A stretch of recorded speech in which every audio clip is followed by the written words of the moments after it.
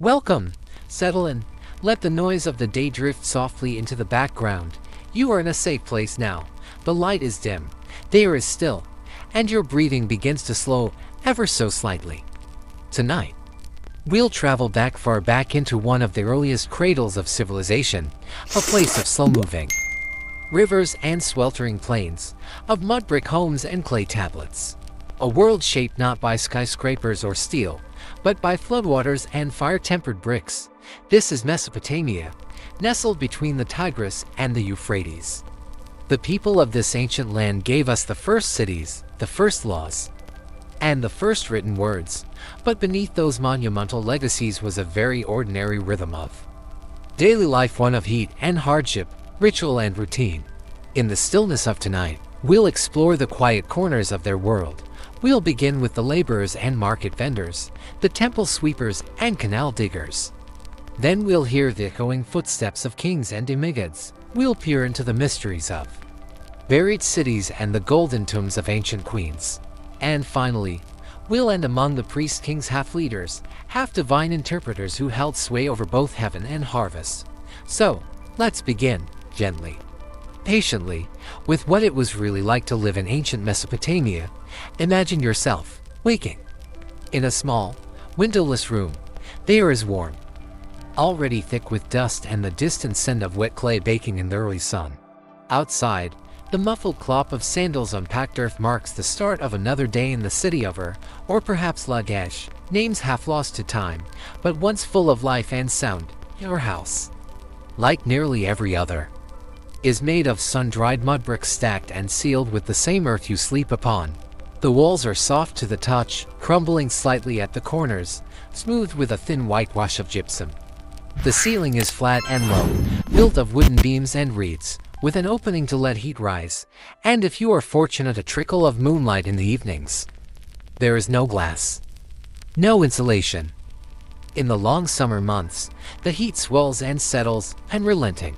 During the day, the inside of your home becomes a clay oven. At night, it releases that warmth slowly, like the breath of the land itself. Winters, though short, offer a chill that seeps through every crack. Carried in on the eastern winds, your world is not paved. It is a tapestry of dust and ash, of packed soil, narrow alleys, where goats bleat from rooftops and neighbors sweep the street with palms of bound reeds. Life here is communal. You share walls, courtyards, ovens. Privacy is rare, both a luxury and a mystery. Water defines your every movement, too much of it and the rivers flood, washing away homes and food stores. Too little and crops wither beneath the sun's endless gaze. The Tigris and Euphrates are the twin lifebloods of your city, but they are also unpredictable, fast, and muddy. You rise early to draw water before the heat sets in. You carry it in clay jars, balanced on hips or hung on yoke poles across your shoulders. Irrigation is not a choice, it is survival. Long canals snake through the land, dug by hand, maintained constantly. If you are poor, you may be tasked with clearing them, back bent, hands calloused, mud clinging to your ankles. These channels are both blessing and burden, sacred veins in a delicate system that depends on order and luck. Food is earned with labor, measured by weight and recorded on clay. Barley is your staple, ground into flour, baked into dense loaves, or brewed into a thick, soupy beer. You eat onions, lentils, dates, cucumbers, if you are lucky. There might be a piece of fish pulled from the canal, or meat from a festival feast, but mostly, you fill your belly with what the earth permits. Your meals are flavored with salt from dry marsh beds and cumin crushed in shallow stone mortars. They are eaten seated on the floor, with hands, in silence or in song. Depending on the hour and the day, you do not read, not unless you are among the small, trained class of scribes, but you recognize the power of the written word. Everywhere, clay tablets sit drying in the sun. Some are receipts for barley deliveries, others contracts for marriage, or records of temple donations. Cuneiform, those neat, wedge-shaped markings are scratched by stylus onto damp clay. Baked not in ovens but in time itself. You live beneath the gods, always. They are not distant deities of moral judgment, but powerful forces of nature and order. Each city has its patron Nana, and Lil, Enki, divine beings whose moods must be soothed and whose temples must be served. Temples rise above your city, step like ziggurats into the sky. Their tops brushed by sun and wind, you climb them to make offerings, a bundle of reeds, a bowl of oil, a prayer whispered through cupped hands. Even the simple act of kneading bread can be a ritual, if performed on a holy day.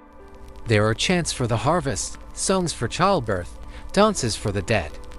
Your life is a pattern of observances, woven tightly with community and repetition. And always, there is work. Whether you are born a laborer, potter, a weaver, or a servant, your days are marked by steady toil.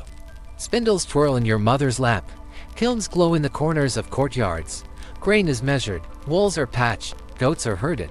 There is little space for ambition. Stability is the goal. Predictability, the familiar pattern of sun and season, but not everything is grim. In the cool hours of the evening, music drifts through the streets, lutes and lyres, low and slow. Children laugh in the dust. A neighbor passes by with figs in a basket. The scent of incense curls from a brazier, mingling with the warmth of fire-baked bread. In these moments, you rest. Not because the day has ended, but because, for now, the struggle has paused. And so, you sleep, in a home shaped by hand, beneath stars long forgotten by name. Safe, for tonight, in the quiet cradle of the world's first cities. Let us drift now, from the dusty streets and clay courtyards of everyday Mesopotamian life, to something older still, something larger, a legend born in the same soil, shaped in the same cities, and pressed into clay with careful hands. Tonight, we will meet Gilgamesh, half man, half god, a king of great strength, great pride, and like all who live, a man destined to die. His story is the oldest known written epic in human history. Long before Homer sang of Odysseus, long before Arthur drew his sword, there was Gilgamesh of Uruk. Yet even in his power, he was not immortal. Imagine yourself in the city of Uruk. Not as it was in the quiet corners of daily life, but as the scribes and priests imagined it, at its height gleaming in the rising sun, its temples tall, its gates wide, its walls impossibly long, stretching like the arms of a god around its heart. Gilgamesh was said to have built those walls. 2/3 divine, 1/3 human, he ruled with unmatched ambition and pride. The tablets say he was a tyrant, strong, yes, but unyielding. He forced young men into battle, demanded new brides for himself, and tested the patience of the gods with every breath. His people cried out for relief, and the gods, as gods often do, answered in an unexpected way. They made him a companion. From the wilderness came Enkidu, not born of woman, but shaped by the gods. Hairy, wild, and silent, Enkidu drank from the same streams as the gazelle and ran alongside the lion.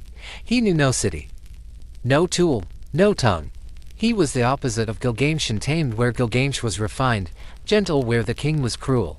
But fate pulled them together. First, they fought, clashing in a great struggle at the gates of Uruk. The earth trembled beneath their feet. But when neither man could best the other, something strange happened. They laughed, they embraced, and from that moment on, they were bound. Gilgamesh and Enkidu became brothers, companions in glory, in grief, and in growth. Their adventures were grand and terrible. They journeyed into the cedar forest to slay the monstrous guardian Humbaba creature set there by the gods to protect sacred lands. They killed him anyway, ignoring divine warnings, intoxicated by courage and ego. Later, they confronted the bull of heaven, sent by the goddess Ishtar after Gilgamesh rejected her advances. Even the skies turned against them, but they prevailed once more. It was too much.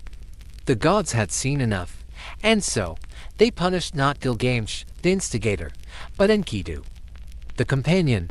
A fever struck him, his strength faded, his body stilled. Gilgamesh watched his brother die, and with that, something within him broke. The great king fell into despair. Not grief alone but terror, the realization that he too, despite his lineage, despite his walls and his conquests, would one day die. And so began a journey not for glory, but for answers. Gilgamesh set out across distant lands to find Utnapishtim, the man who had survived the great flood, the one who had been granted eternal life. The road was long, filled with silence and shadow. He crossed the twin mountains Mashu. Guarded by scorpion men, he walked beneath the earth for 12 leagues of darkness. He wandered through deserts and found the tavern keeper Siduri, who told him to accept life as it was. And yet, he pressed on. Eventually, he found Napishtim, who told him the truth. There is no escape from death, even the plant of immortality, which Gilgamesh later finds in the depths of the sea, is stolen from him by a serpent while he sleeps. And so, after all his seeking, all his strength, Gilgamesh returns to Uruk wiser, older, and mortal still. But something has changed. He no longer boasts of slaying beasts. Instead, he admires the city's walls not because they are strong, but because they endure, because they were built not for conquest, but for continuity. And so the tale ends, not in battle, but in quiet understanding. The Epic of Gilgamesh survives today not because it is grand but because it is human.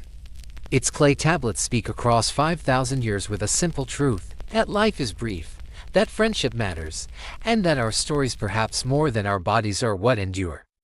The same wind that once swept the streets of Uruk may now rattle the shelves of museums. But the words remain. As you rest now, drifting deeper, imagine that ancient voice still whispering, "You are not alone. You are not the first." And in your longing to understand life, you are simply, deeply, human. We leave behind the footsteps of kings and the echoes of ancient epics, and now descend more quietly, more deeply into the earth. For centuries, the great city of Ur lay hidden beneath layers of sand and time. A name once spoken with reverence, then silence, until, little by little, it was unearthed. And with it, pieces of a civilization that had been buried not just physically, but also in memory. This is the story of a city lost and found. Imagine yourself as an archaeologist in the early 20th century. The air is dry, and the sun paints the horizon in shades of copper.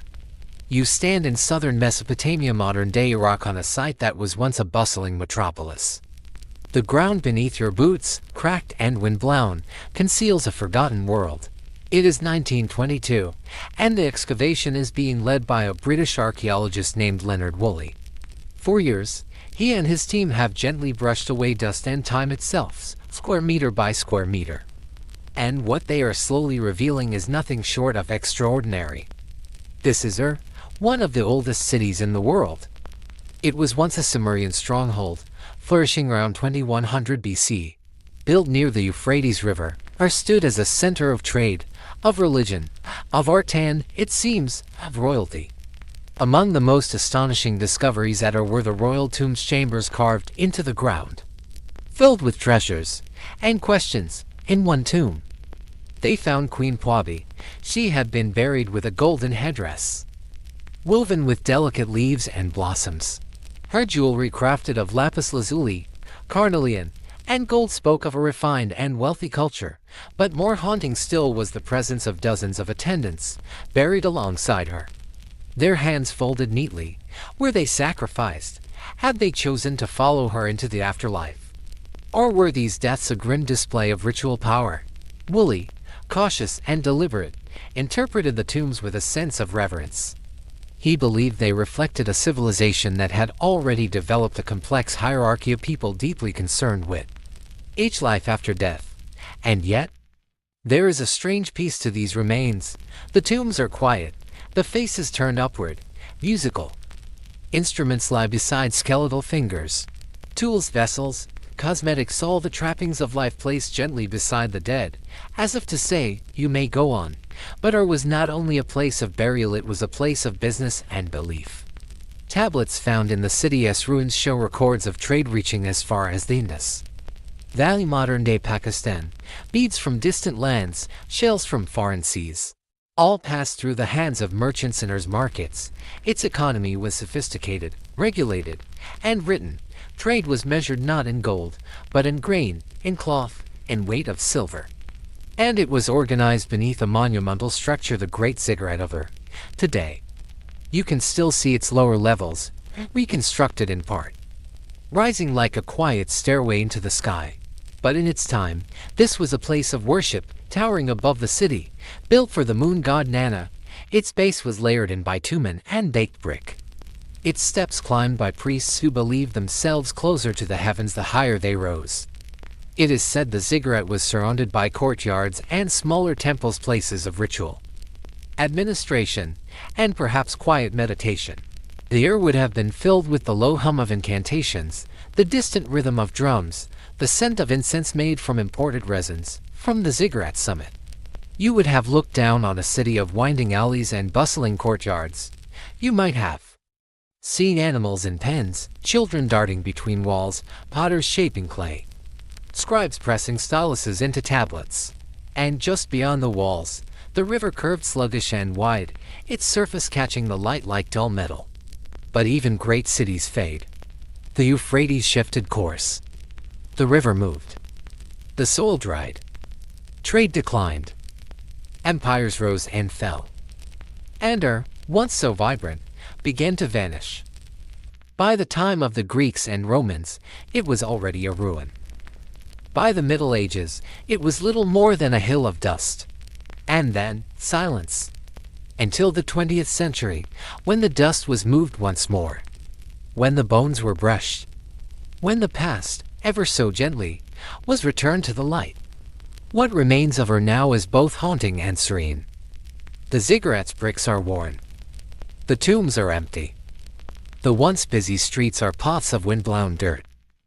But the names remain. Puabi. Nana, Gilgamesh, and Kidu. And the rhythm of that ancient city, the pulse of its daily lives, its prayers, its silences continues to echo, if you know how to listen. So let your thoughts wander now, back through the millennia, across sand and stone, into the quiet heart of a city that once stood proud beneath a desert sky, and that now sleeps, as you do.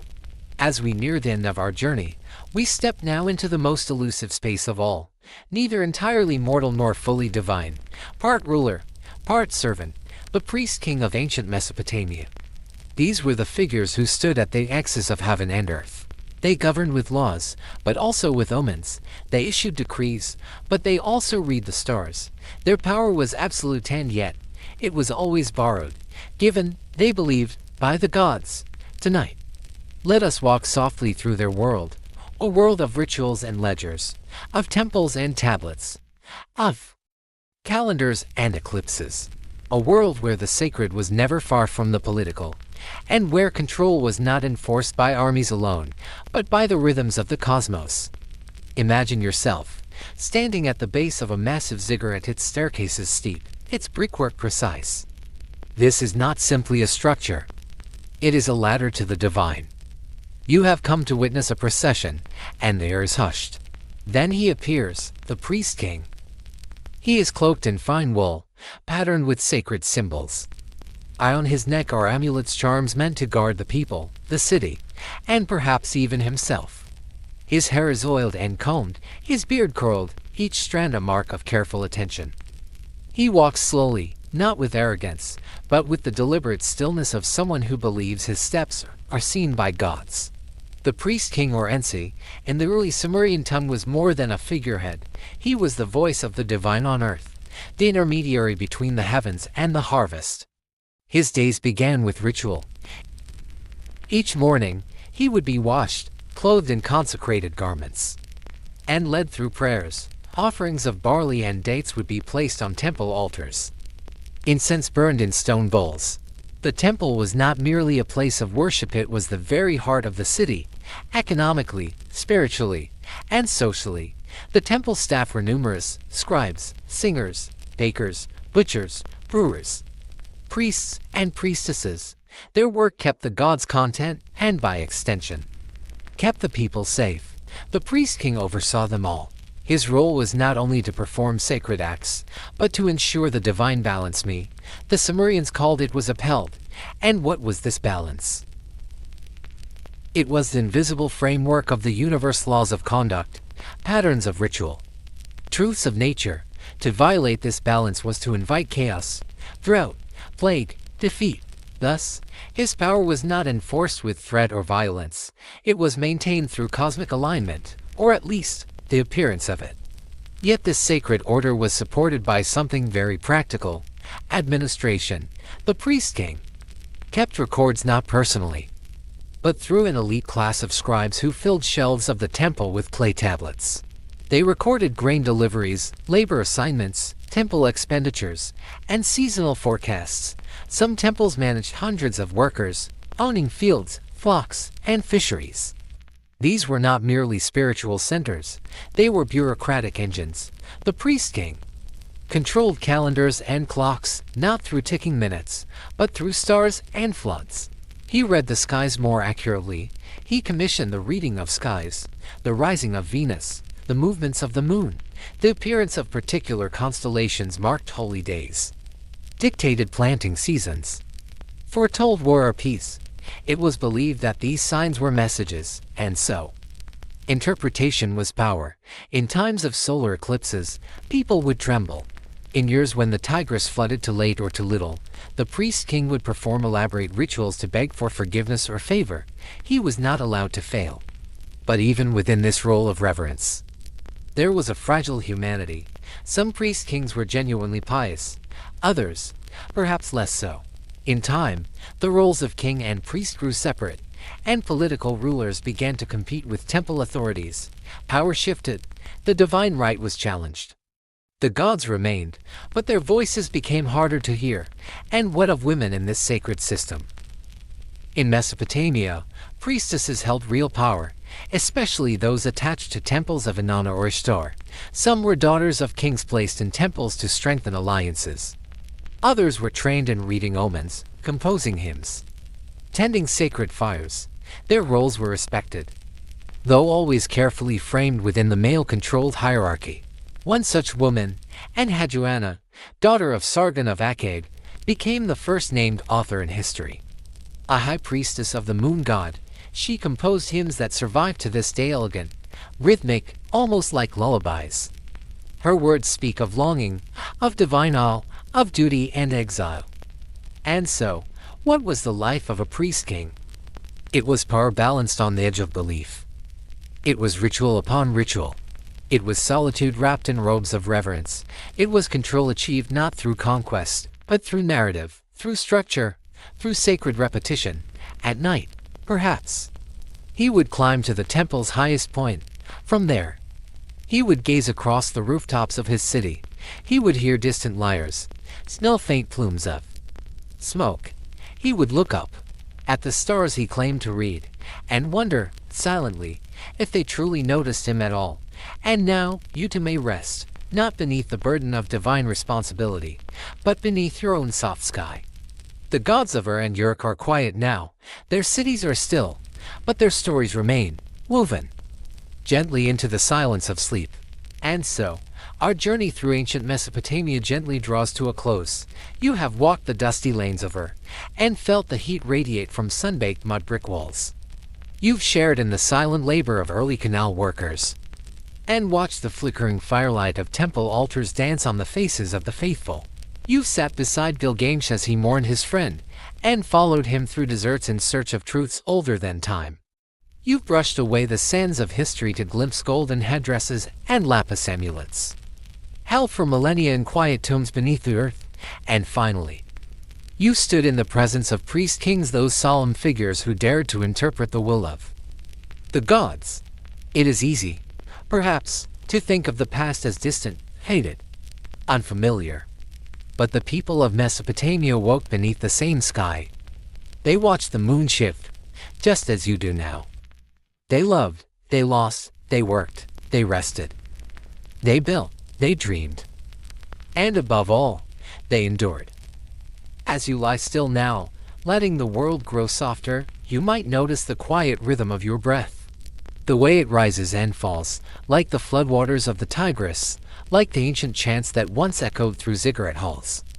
There is something comforting in that continuity. The world has changed, and yet some part of us is the same. We seek warmth. We build homes. We tell stories. We wonder.